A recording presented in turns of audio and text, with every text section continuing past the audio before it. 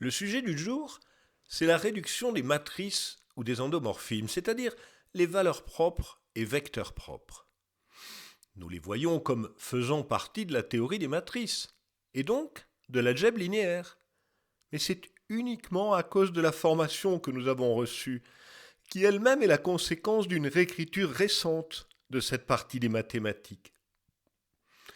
Les premiers à avoir calculé des valeurs propres auraient été bien surpris qu'on leur parle de matrices ou d'espaces vectoriels, qui n'existaient pas de leur temps.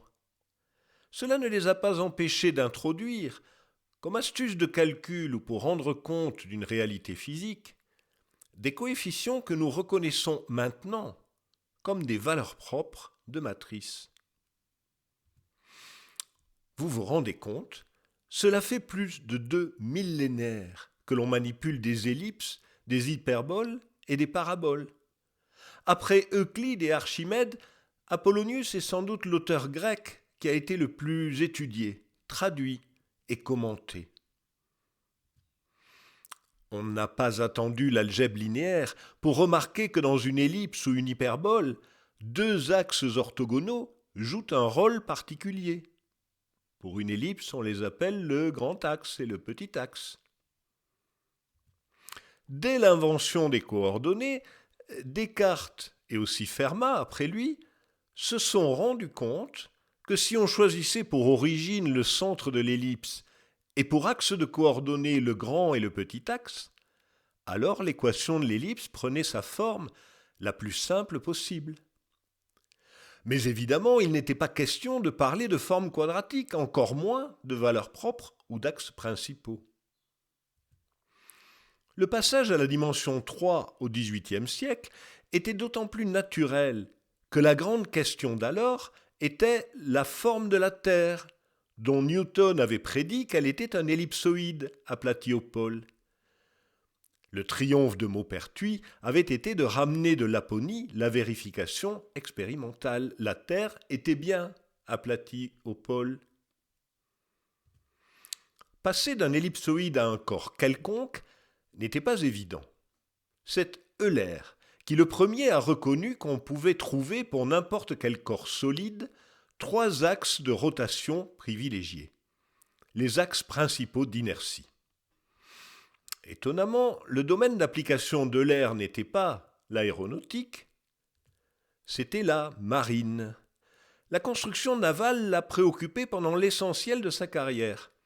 Depuis le sujet de son premier concours à l'Académie des sciences de Paris en 1727, jusqu'au livre dont cette figure est extraite 50 ans plus tard.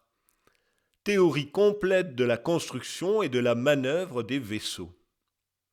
Et comme c'était Euler, sa réflexion sur les navires a produit une théorie complète du mouvement des corps solides, avec une formalisation de ce mouvement sous forme d'une translation et d'une rotation instantanée, l'écriture de l'inertie par rapport à un axe quelconque, comme une forme quadratique, et finalement la décomposition spectrale du tenseur d'inertie le long de ses axes principaux.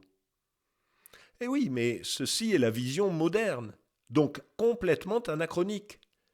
Pour Euler, il n'était pas question ni de tenseur ni de matrice d'inertie, encore moins d'une décomposition spectrale. Une dizaine d'années avant qu'Euler ne publie sa découverte des axes principaux d'inertie, D'Alembert avait écrit son Traité de dynamique, qui a fait date dans l'histoire de la mécanique. Newton, dans les Principia Naturalis, avait superbement expliqué le mouvement d'une planète autour du Soleil par l'attraction universelle. Mais il s'était aussi montré conscient de la difficulté qu'il y avait à résoudre ces équations pour 3 corps ou plus, interagissant 2 à 2. Du haut de ses 26 ans, D'Alembert annonce, comme vous le voyez, un principe général pour trouver le mouvement de plusieurs corps qui agissent les uns sur les autres d'une manière quelconque. Le principe général en question consiste à faire un développement limité pour négliger froidement les termes d'ordre supérieur à 1 et se ramener à ce que nous appelons un système linéaire à coefficients constants. Et là, comme en passant, d'Alembert donne une astuce promise à un bel avenir. Vous le voyez, d'Alembert multiplie la première de ces deux équations linéaires par alpha, la seconde par nu pour les ajouter ensemble. Alpha et nu sont deux nombres indéterminés. Il fait en sorte, dit-il, que 2 alpha moins 2 nu x plus moins alpha plus 2 nu y soit un multiple de alpha x plus nu y. En clair, d'Alembert effectue un changement de variable qui diagonalise son système linéaire pour se ramener à deux équations indépendantes. Bien sûr, l'astuce de d'Alembert revient à calculer les valeurs propres et les vecteurs propres de la matrice du système. Mais il n'est pas question de l'exprimer ainsi. L'astuce de d'Alembert avait été remarquée en particulier par Lagrange. Il écrit en 1766 un mémoire contenant sa solution de différents problèmes de calcul intégral. Les applications sont variées. Mécanique des fluides, cordes vibrantes et bien sûr mouvement des planètes. Et dans chacun des cas, la résolution consiste à se ramener par approximation à un système différentiel linéaire, puis à le diagonaliser en calculant ses valeurs propres. Voici par exemple comment il exprime la stabilité d'un point fixe dans un système différentiel. En vocabulaire moderne, il commence par se ramener au système d'ordre 1, dont la matrice est le jacobien. Puis il calcule son polynôme caractéristique et écrit l'équation P égale 0. Il dit alors: si toutes les racines de cette équation sont réelles, négatives et inégales, l'état d'équilibre sera stable en général, quel que soit le dérangement initial du système. Ah, ce sont bien les conditions de stabilité d'un point fixe en fonction des valeurs propres du jacobien. Mais pourquoi introduit-il cette restriction des racines inégales ? Lagrange est quelqu'un de prudent. Déjà d'Alembert avait remarqué que son astuce posait problème quand l'équation caractéristique avait des racines multiples. La diagonalisation pouvait ne pas fonctionner. Il s'en était tiré en invoquant des perturbations infiniment petites de l'équation qui rendraient toutes les racines distinctes. Oui, mais pour Lagrange, cela ne suffit pas. Il préfère n'affirmer que ce qu'il sait vrai. En l'occurrence, sa prudence excessive est à l'origine d'une erreur qui va durer pratiquement un siècle. Lagrange donne l'impression de confondre quelque peu conditions nécessaires et conditions suffisantes. Il faudra, dit-il, que les racines de l'équation P égale 0 soient toutes réelles, négatives et inégales, auquel cas, etc. Et comme le monde est bien fait, il ne peut pas en être autrement. Il dit plus loin: au reste, quoi qu'il soit difficile, peut-être impossible, de déterminer en général les racines de l'équation P égale 0, on peut cependant s'assurer, par la nature même du problème, que ces racines sont nécessairement toutes réelles, inégales et négatives. Car sans cela, les valeurs des variables pourraient croître à l'infini, ce qui serait absurde. Cette démonstration par la physique sera reprise par les successeurs de Lagrange, à commencer par Laplace. La mécanique céleste est le sujet de prédilection de Laplace pendant la plus grande partie de sa vie. Il écrit ses premières recherches sur le calcul intégral et sur le système du monde à seulement 23 ans. Et il connaît parfaitement l'enjeu de ses recherches. Rien de moins que l'équilibre du système solaire en entier, et non plus limité à l'équilibre Terre-Lune ou Saturne-Jupiter comme chez Lagrange. Il revient sur le sujet en 1789. Par conséquent, il importe de s'assurer que les valeurs de f ne peuvent être ni égales ni imaginaires. Cette recherche paraît supposer la connaissance des masses des planètes qui entrent dans les coefficients de l'équation en f.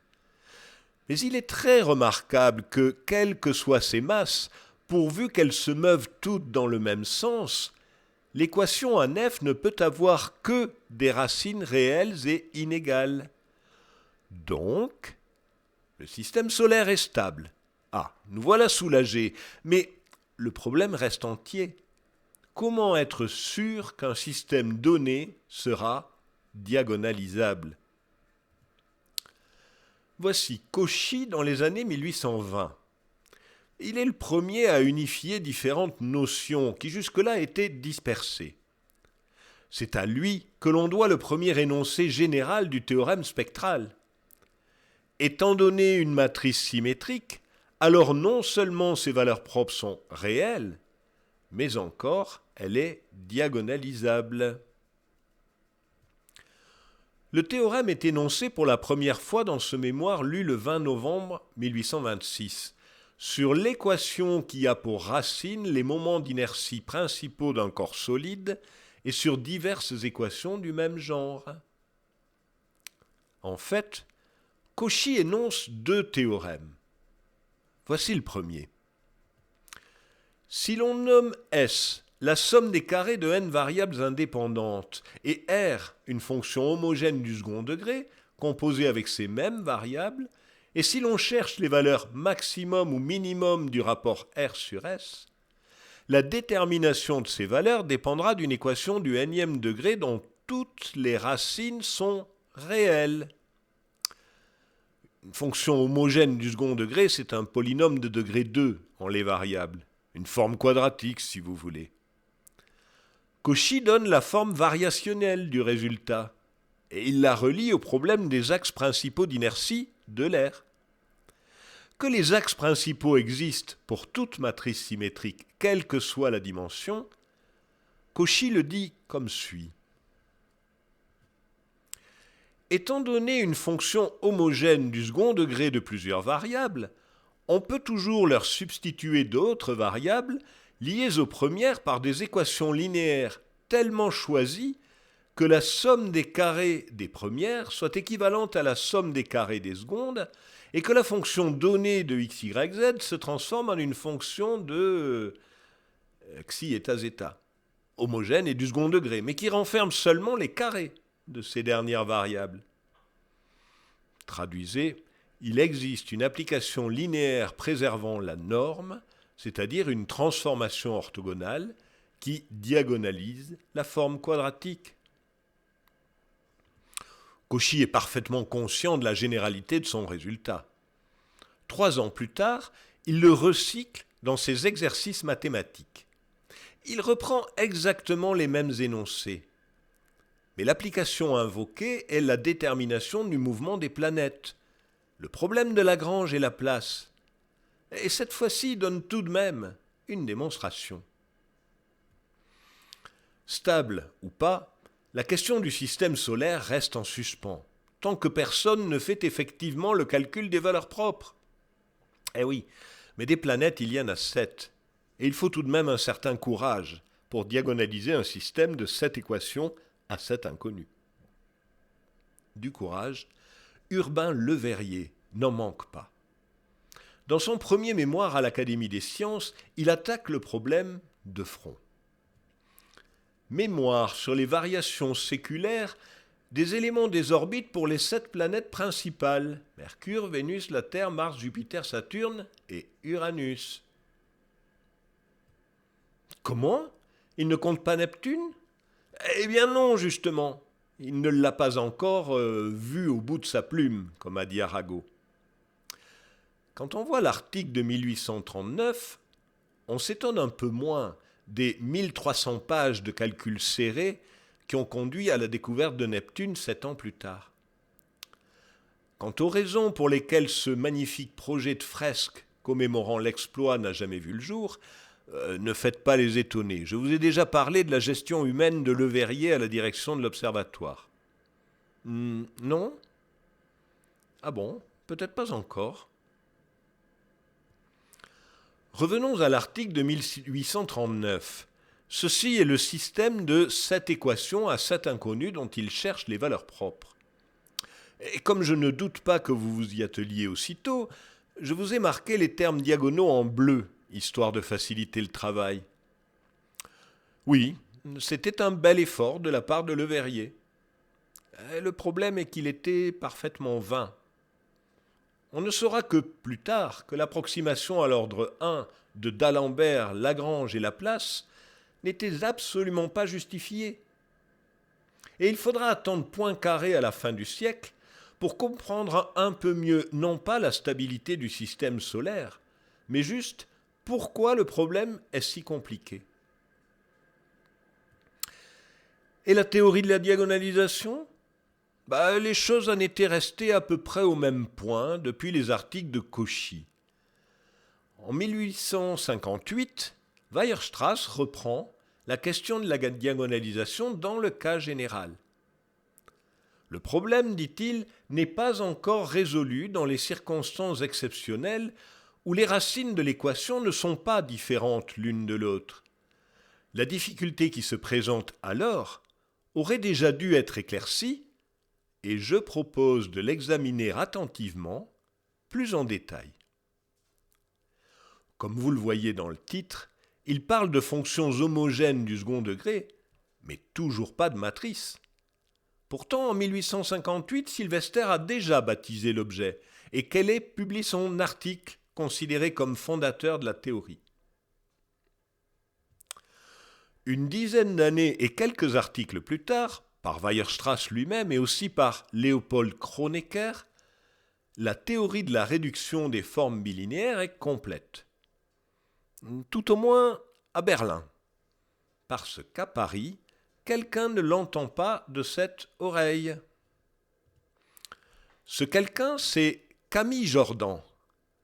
Son traité des substitutions et des équations algébriques a beaucoup contribué à faire connaître la théorie de Galois et on peut considérer qu'il a lancé la théorie des groupes, au moins en France. Dans cet énorme ouvrage de 700 pages, environ 70 sont consacrés aux substitutions linéaires. On y trouve en particulier ce théorème. C'est ce que nous appelons la décomposition de Jordan pour une matrice. Remarquez deux choses. D'une part, il s'agit d'entiers modulo P, c'est-à-dire que Jordan présente un résultat d'arithmétique, dans la lignée des Disquisitiones Arithmeticae de Gauss. D'autre part, il n'est toujours pas question de matrice. Eh oui, mais voilà, la décomposition de Jordan n'était pas véritablement nouvelle, puisqu'elle avait déjà été écrite par Weierstrass et Kronecker. Alors il n'était peut-être pas indispensable, 4 ans plus tard, d'en remettre une couche, et sur un ton aussi polémique. Le premier de ces problèmes n'a pas encore été abordé à notre connaissance. Le deuxième a déjà été traité, dans le cas où n est pair, par M. Kronecker et le troisième par M. Weierstrass. Mais les solutions données par les éminents géomètres de Berlin sont incomplètes, en ce qu'ils ont laissé de côté certains cas exceptionnels qui ne manquent pas d'intérêt. Leur analyse est en outre assez difficile à suivre, surtout celle de M. Weierstrass. Allons, bon, mais quelle mouche a donc piqué Jordan ?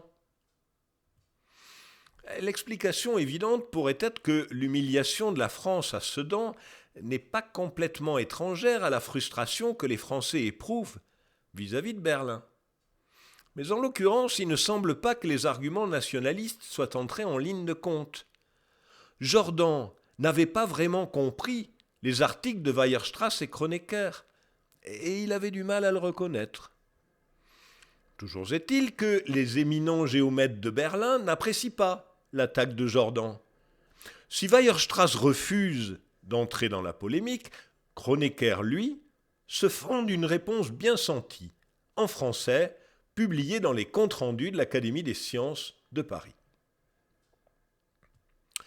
Dans le mémoire de M. Jordan sur les formes bilinéaires, la solution du premier problème n'est pas véritablement nouvelle.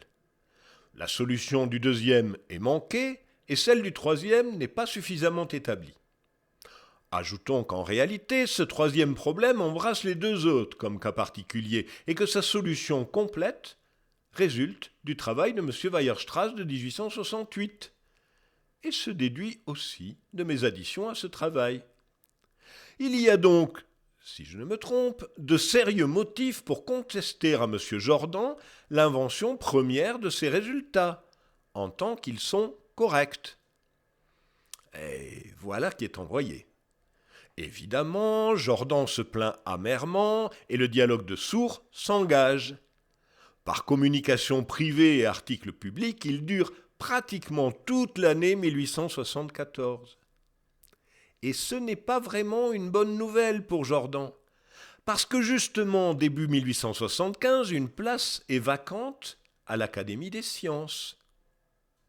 Or, pour être élu à cette place vacante, il faut obtenir l'aval de Hermite, qui, pour tout un tas de raisons, est devenu incontournable, comme on dit de nos jours. Tenez, je ne vous donne qu'une de ces raisons. La place que convoite Jordan vient d'être libérée par Joseph Bertrand, qui a été élu secrétaire perpétuel. Et Joseph Bertrand est le beau-frère de Hermite. C'est vous dire. Oui, mais voilà, Hermite aime bien Kronecker.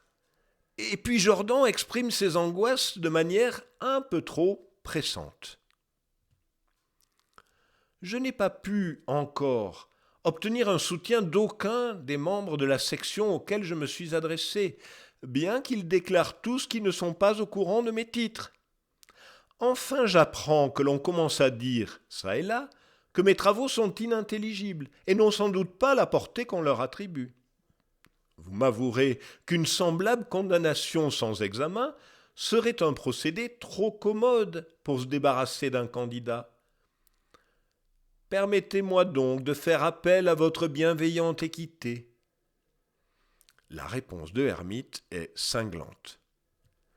Monsieur, l'étude de vos travaux est tellement difficile et tellement pénible que mes devoirs présents me la rendent impossible.